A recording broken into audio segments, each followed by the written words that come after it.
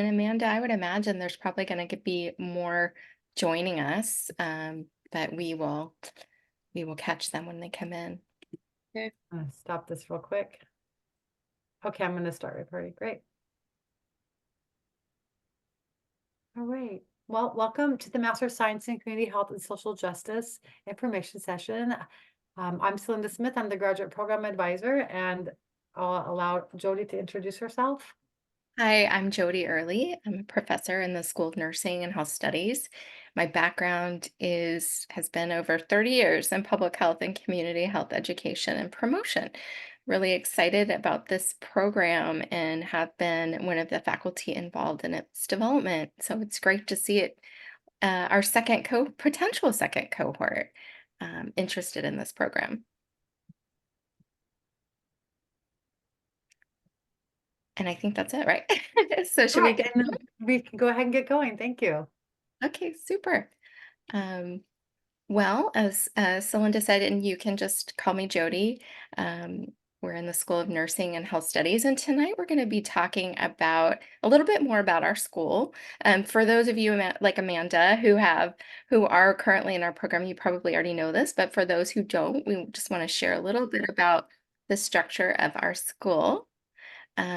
And then we're going to talk about what community health means and what social justice means and how those two concepts work together. We'll go over the program itself and what you could expect, the curriculum, the learning objectives, types of careers and credentialing opportunities. We have an embedded credential within this program that you might want to pursue. Celinda will talk about tuition and aid support, admissions. We'll talk more about the application process and then just give some time for Q&A. All right, we'll keep going. Bree, just want to welcome you to our conversation. And we will have time at the break to just allow for more introductions as people come in. So our school currently has uh, two bachelor's programs, an RN to BSN, and a Bachelor's of Arts in Health Studies, which is a very interdisciplinary program, and it's really public health rooted. We also offer three minors in the undergraduate program in Health Studies, Global Health, and Health Education and Promotion. And these are good to keep in mind because many of these classes are at the 400 level. And our 400 level classes can actually be taken in the master's program. So that some of those electives might be of interest to you. And then in our graduate programs, we have a master's of nursing. And then this program, our master's of science in community health and social justice. We are currently in its first year of launch. And so our second cohort starting in the fall would be our second year in the program. We're learning a lot too as we go along. And so the mission of our school aligns really well with this program, or I should say, this program aligns really well with our mission as a school to advance social justice, health, and nursing practice through innovative pedagogy, research, and community engagement. And our values are access to excellence, care and respect, diversity, equity, and inclusion, and action oriented social change. So you'll see as we go along and talk about the program, we're very much about doing and working in and with community to actualize that goal of social change. So, what do we mean by community health? So, community health really looks at focusing on primary prevention and improving the health and quality of life within communities. And the way in which we define community is pretty broad. It's a term that can mean geographic area or also a group. And with community, we're also addressing the social, behavioral, environmental, economic, political, and physical and biological factors that impact health and well being. So, with this program, we're really looking at things from what we call an ecological perspective. So, health is not just merely the absence of disease, it is all of these factors that impact the individual and their overall health status. And community health also relates to designing programs, different kinds of interventions, so that those could be campaigns, communication campaigns, it could be resources such as health communication, to engage a variety of stakeholders as community partners in the co-development process. And also, sometimes people wonder, what's the difference between community health and public health? Well, they're related. First, public health is a broader term. It's a broad field that aims to improve the health of populations, so often looks at things from a population level, whereas community is a subdomain within public health, and it focuses really on that local level and improving the health and quality of life within communities locally.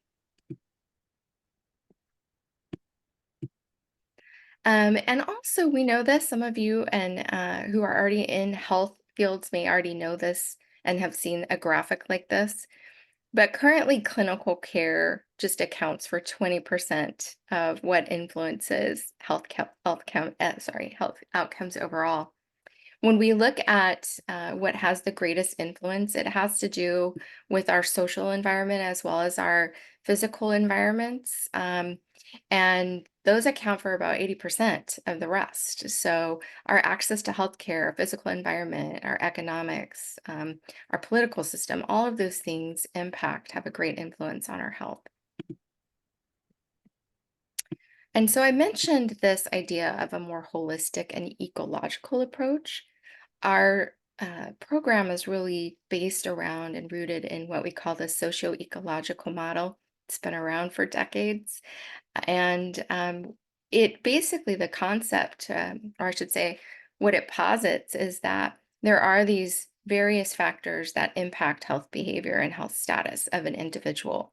So it's looking at these factors beyond the individual, at the interpersonal, so relationships and family, the institutional level, schools, all of those institutions that can impact our daily lives at the workplace, for example, community, community groups, churches, groups and other community factors that would influence our health, and then policy level plays a really big role in our day to day, whether we realize it or not.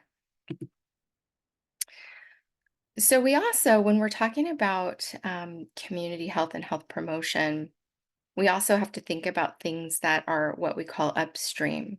So, the way that our health system works right now and what we fund is a lot of downstream. It's a lot of reactive versus proactive. And when we look at things from a global perspective, we realize that we look at countries that focus more on prevention, and those upstream factors have better health outcomes overall. And so, while our country does have objectives to do more of this, it's been a pretty slow process going upstream. But we hope to change that. So, in this program, we're also going to be looking at those upstream factors and strategies that we can take to improve and to reduce those health disparities as well as detrimental health outcomes. And so, what is social justice then? This is a term that when you Google it, you will get lots and lots of different definitions.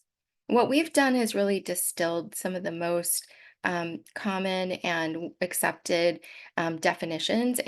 Also, we added from different people. For example, John Lewis is part of our definition. So, what do we mean by that? Well, it's a concept that means that everyone deserves rights, including the right to health, regardless of race, gender, sexuality, social economics, or other factors.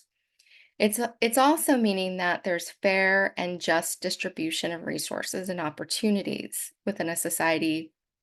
And then lastly, social justice also encompasses what we do, our efforts to challenge and to change systems of oppression and inequality. So there are various forms of social justice, and we've come up with this graphic. It is by no means um, final or limited. These are just some of the most popular forms of social justice. And our faculty And our partners really have represent a diversity of all of these types of social justice. So, we talk a lot, obviously, about health justice, but when we talk about health justice, we also have to talk about a lot of these other forms of social justice, from economic justice to gender and sexuality justice. We're going to be talking about legal and restorative justice, um, decolonization. What does that mean? What does that have to do with health? So this is just a wide variety, and I'm sure there will be more forms as we talk about these things within the program as well. And so, in terms of social justice, there's also five pillars that we want to just talk about and is threaded throughout our program. So, these pillars of equity, of fairness, respect for diversity, access, and human rights. And these also align with our values that comprise our mission of the school. And so I think this is a good visual for the relationship between community health and social justice. They're very intertwined and they influence each other. So when we think about societal factors like poverty and education and racism, those can affect health outcomes. So we have to address these outcomes if we have to address these factors if we want to improve health equity overall. And then in terms of how does that relate to social justice? Well, if we have a healthier community, a healthier society, we have more people that are going to be able to engage in these processes and help in terms of building empowerment within communities and capacities to advocate for social change. So we really need to have those two hand in hand. And finally, I'm going to talk about this and then we'll pause the recording for a minute. And then, Bree, we can have you um, introduce yourself. But in terms of career opportunities, there's a wide variety out there. We know some of you are already coming from health occupations and others. We have a wide variety in our program right now. Some in fields of health education or education, public health. We have some from business. We really just have a wide variety of individuals who are interested and also interested in the idea of maybe a second chapter or another career after their first career. So, some of the career opportunities could be working in community organizations. Um, Nonprofits, I would say, are also a big piece of where people are working in public health, community health, global health agencies, a local government, so public health at the local level, but also the state, federal organizations like the CDC, education and schools. College health is a field that's growing. Corporations, of course, I would say corporations like Boeing, for example, actually employ people who can lead and direct wellness programs, employee health programs, hospital settings. So those of you who are coming with clinical backgrounds, this is a good space because you have those clinical degrees of leading population health programs, community health programs, and strategies in the clinical setting. Um, and then so we also have people who are interested in doing consulting in the space. So these are just some of the titles that you could look to for searches, but it's by no means, this is not limited to those. But when people start wanting to look at LinkedIn or Indeed to see what types of opportunities are out there, these just give them some ideas of what you could use to search. And we always highly recommend that those of you who are looking for a grad program, that you do that because you want to know what are those opportunities. But there are a wide variety out there. So I think part of it is as you go along in the program, maybe you come already with a very keen idea of a setting that you want to practice in. And part of this process and journey for people could be figuring out what that setting, what that particular role might be. So I think now is a good time to just stop the recording for a second. Okay, super. And we're back. All right. Something else that's unique about this program is it does prepare you to sit for a particular credential. Actually, two, if you want to. One is the Certified Health Education Specialist credential. And this actually, we have quite a few nurses in the field. I've been in health education, which is a profession, for a few decades, and we've had this CHES exam and credentialing since 1999. I was one of the first people to take that. So more and more people from social work and nursing and public health, global health, psychology, this is becoming a widely adopted credential. We're not at the point yet where we see a lot of jobs requiring that, but we do see quite a few, especially here in Washington, with CHES preferred. Or if you've been in and acting in a health education type role for over 5 years, you might be able to skip the CHES and go straight to the master's.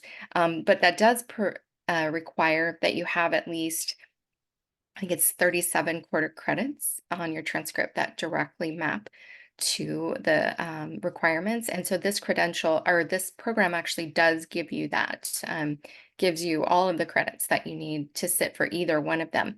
But the MCHES is really about the experience that you bring at the time of taking the credential. And then the Certified Public Health certificate, if you're really interested in being specifically working in public health, this is a really great credential to get. It requires that you have 2 years of working in a public health, which is widely defined, setting to sit for that particular credential. And there are study guides for both the CHES and the CPH. Usually once a year, I will organize a webinar specifically for those interested in CHES to talk about what to expect with that exam. And so now we're going to transition to talk more about our core curriculum for the program. And this just lists some of the titles of our courses. And I just wanted to give you a minute to look at these. And maybe you can put in the chat which which class or classes are of most interest to you, or you could just say them since we're so small.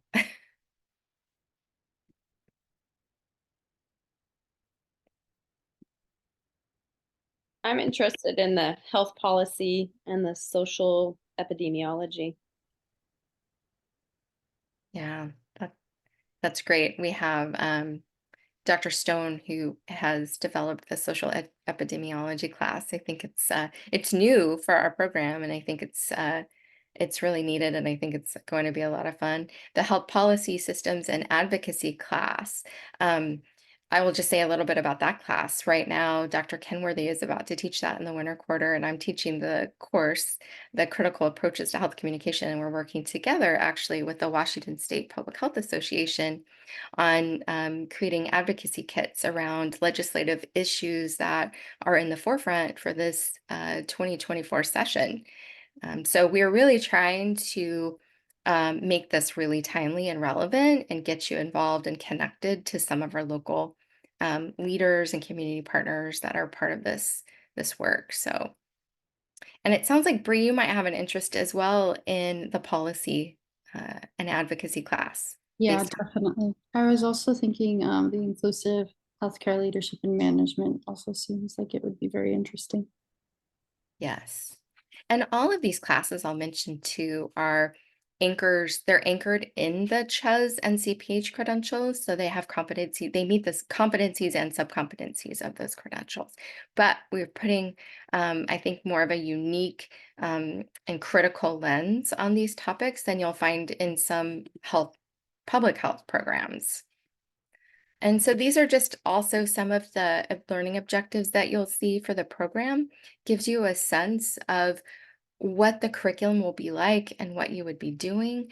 So we talk about, how do we co-develop and promote and implement anti-racist policies and practices to shift complex systems, analyzing the root causes of health inequities that perpetuate these structures of oppression.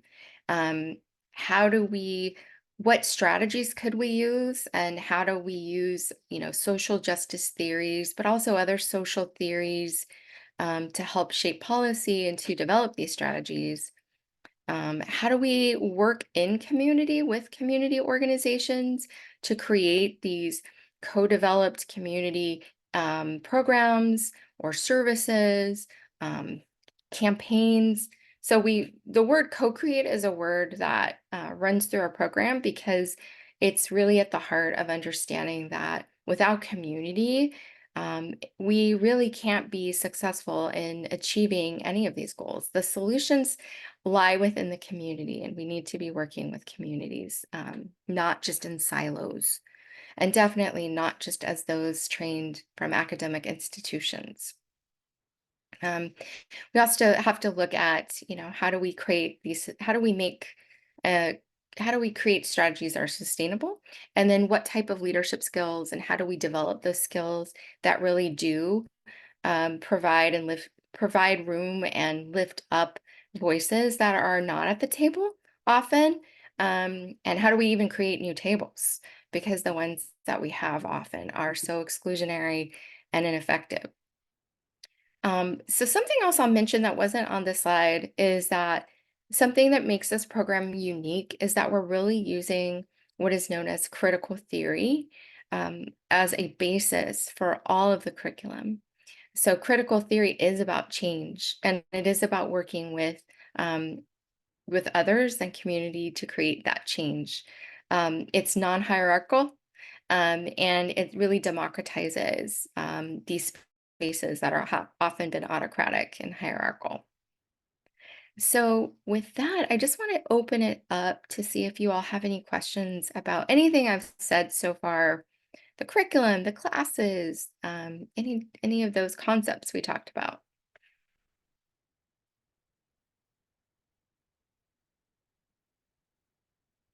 Okay, then we will then move on. And Celinda, is this yours or mine? It's yours, and I'll just Okay. say next, and then we Okay, can. great. Great. Super. Okay, great. So I'm going Mhm. to discuss a bit about the credit structure, admissions, and how you can go about submitting an application. The program is a total of 60 credits. 45 of those credits are core, and those would be the courses that Jody listed previously.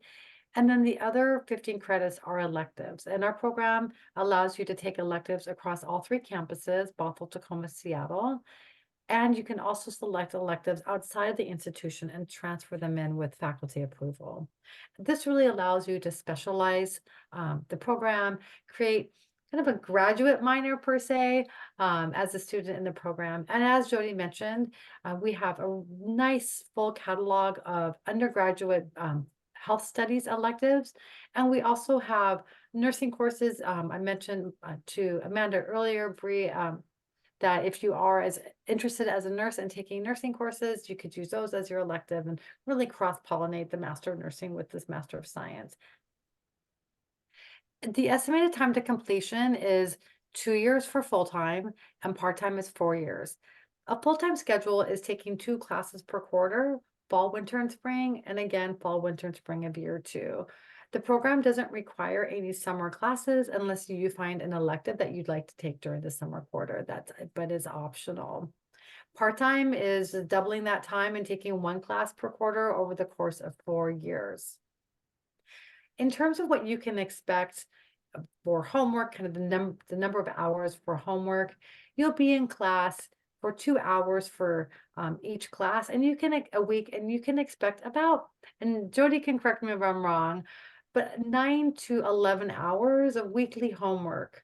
So if you're thinking about the full-time schedule, we'd want you to set aside at least 22 to 24 hours per week for your graduate studies in addition to the class time. And then if you go part-time, you can just split that time in half. The program does allow for leave quarters. We understand that life happens along the way, and oftentimes you need to reprioritize and pivot. And taking a leave quarter is an option in this program, although it is a cohort program. You are admitted with a group and you would progress much like in your nursing program. You'd progress through the program as a cohort. It is normal and frequent that students need to take a leave quarter, and that is okay. We are here to support you. So if you find you're on a 3-year trajectory, we support that. If you find you're on a 5-year trajectory, that's also an option. So we'll sit down with you and see how we can make that schedule work for you. We are a hybrid program, and while we do meet once a week for classes, the classes are only 2 hours a week rather than 4 hours a week. So those other hours, rather than in class, you will move into an interactive online space, and we use a learning management tool called Canvas. I think both Bree and Amanda, you're familiar with that. And it's asynchronous, but it is engaging, it's dynamic. Our health studies professors have put quite a bit of time and effort in putting forth learning management sites in Canvas that are engaging and interactive. So that's the hybrid nature of it. You're only here for 2 hours a week rather than 4 hours a week for that one class. If you do decide to go full-time, you should set aside every Tuesday, 3:30 to 8 p.m. And then just half that time if you decide to go part-time. If you do decide you'd like to apply for a fall quarter, day 1 of classes would be October 1st, 2024. Oh, thank you. There are quite a few funding options for graduate school that are both external to the university and internal. So let's take a look at some external opportunities. There's a National Loan Repayment Program, the Perkins Loan Teacher Cancellation, Public Service Loan Forgiveness, Washington Health Corps, the National Health Corps, and the U.S. Public Health Services. And Jody and her colleagues are always making sure that we are up to date on any new scholarships, and we will always post them on our website. Jody, you had mentioned that CMAR has a scholarship as well, correct? Yeah, CMAR does. It's primarily focused on first generation students, especially students that are working in with communities of color primarily, but that is one that was fairly new within the last couple of years. And then internal to the university, our program does offer winter and spring scholarships, and those are anywhere between $1,000 to $5,000, depending on the number of students who apply and the amount of money we are allotted. And there are plenty of external scholarships, as I mentioned, and Grad Plus loans. The UW Graduate School does offer diversity funding and fellowships open to Seattle, Bothell, and Tacoma students. So that's an option as well. Oftentimes, if you're interested in a fellowship or becoming a research assistant or a graduate student assistant, your university tuition can be waived, but those programs would require you to go to Seattle, but they are open to you. So if you find a fellowship out of a Seattle program that's open to Bothell students and you qualify, I'd really encourage you to take a closer look at it. The university also does offer a graduate funding resource service center. So when you're thinking about graduate school, you can actually sit down and meet with a graduate counselor regarding how do I search for scholarships around this degree. University grants. The federal FAFSA doesn't provide grants to graduate students, but oftentimes the university does. What are some external and internal scholarships and fellowships, and how do I really look for those? And that's out of the Seattle office, and they provide Zoom appointments and in-person appointments, and you don't have to be a student yet. The whole idea is they'll meet with you to discuss how do I start looking for research or scholarship opportunities. All of this information is on the website with the links to the various resources and units I've discussed on the MS tuition and fees website. So I'd encourage you to take a look at that, and you're welcome to follow up with me if you have questions. I wanted to go over tuition sorry. just real quickly. The tuition rate at the graduate level really varies depending on your program. There's typically 3 tiers. We are a state-funded program, which means our tuition is supplemented by the state, which allows us to keep the tuition down. We're not a fee-based program.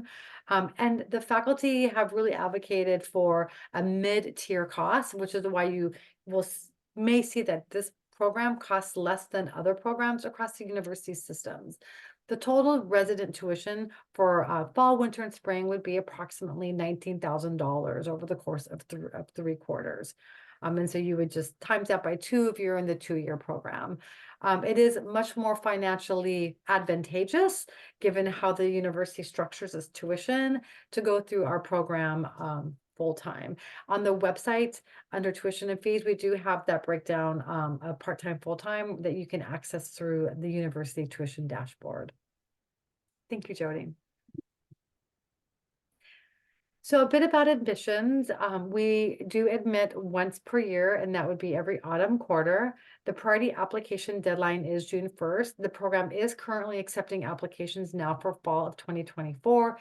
If you submit an application now before the deadline, the timeline to provide admissions decisions would be mid to late March. If you need an expedited review, please connect with me and we can see if we can make that happen. The minimum requirements are a bachelor's degree from an accredited university, a minimum GPA of 3.0 from the degree granting institution, and if applicable, English language proficiency. I want to take a moment to talk about the GPA. If you don't have that B average from your baccalaureate degree, or if you have a trend, or if you have I should step back because the university allows you to have your degree granting be 3.0 or your last 90 credits. And if neither one of those are at 3.0, we would still really welcome you and invite you to come and speak with us, because we can petition the University of Washington's graduate school that sets the minimum requirements to admit qualified students with a GPA below 3.0. We believe and we know our students and professionals are much more than a GPA. So please let us know if we can be of assistance in that area. If you identify that English is your second language, then you would need to fulfill English language proficiency, and that is done through the completion of a bachelor's degree from the United States from an accredited university. The application materials are the graduate school online application, unofficial transcripts for the purpose of review, and a statement of purpose. This program does not require recommendations or a resume. The decision not to require recommendations was done because the faculty realized that that in of itself is an inequity. Not everybody has access to recommenders, and the level of access students have to recommenders and the type of recommenders they have access doesn't indicate how well they're going to do in the program and the difference they're going to make in their community. Not having recommendations wasn't to ease or make it easier. It was so that you could take the time in your statement of purpose to share directly with the graduate program faculty why this program is for you and what you see yourself doing with the program. We want to hear from you directly. Jody, do you have anything to add to the recommendation decision? It's such a surprise to students who are applying for graduate school. No, I think you really covered that well. I think that the story, we want to hear from you. Recommendations are often cherry picked and don't often really say much about the individual other than just what someone else has observed. And we really just want to hear more about from you and why you're interested in the program and how this fits into your career goals. Great. Thank you, Jody. So let's discuss a bit about the statement of purpose. And the statement of purpose is we really want you to put your energy. Jody has discussed quite a bit today. She's gone over the program goals and outcomes. She's gone over the courses. She's gone over what community health is, how it differs from public health, and how community health and social justice work together. And we want to hear from you in your own words how past experience connects with the program learning objectives and how that emphasizes your commitment to social justice and community health. The faculty are expecting you to know what community health and social justice is, but they do want to make sure that you have an academic, professional, or personal experience that you can connect to one of the learning goals. And then in your own words, share a social justice perspective that you wish to learn about or that you bring to the program so we can understand you better. It could be a community you belong to, your family, or your own cultural background. I really recommend when you're thinking about your personal statement is think about your passion, your professional and your personal pursuits. look closely at the program learning objectives. When we think about describing your own past experiences, you may have a past experience that leads you to really want to take that health policy class, that program implementation class, that social epidemiology class, or you may link that to a program learning objective. The curriculum, think about how that curriculum will help you meet those professional and personal objectives. And then think about the community and health, social justice relation and impact. Our website does have an entire overview page dedicated to what is community health, what is social justice, and how do they connect. When you read that, you may identify with an area that you want to learn more about. Please talk about that in your personal statement. Jody, is there anything else that you'd like to add to the personal statement? No, but I did realize that we didn't. I don't know if all of you have checked out the video that's on our website, but if you haven't, maybe take a look at it's on our Masters of Community Health and Social Justice website, and I think it will also help illustrate some of the concepts that we talked about tonight and some of the goals of what we're trying to achieve through this program. Okay, next. Okay, great. So we've covered quite a bit today. And we're always open and here for questions. You're welcome to follow up with myself, with Monica Pham, our recruitment manager, with Dr. Jody Early. You can take a look and get to know more of our faculty and their backgrounds. We have a very interdisciplinary faculty panel. You can find that on the graduate faculty website listed here. It was also linked off of the MS website. You're welcome to email me directly, call me. I can do Zoom, phone appointments, and in-person appointments as well. So right now I'm going to go ahead and close our recording, and we'll open it up for Q&A.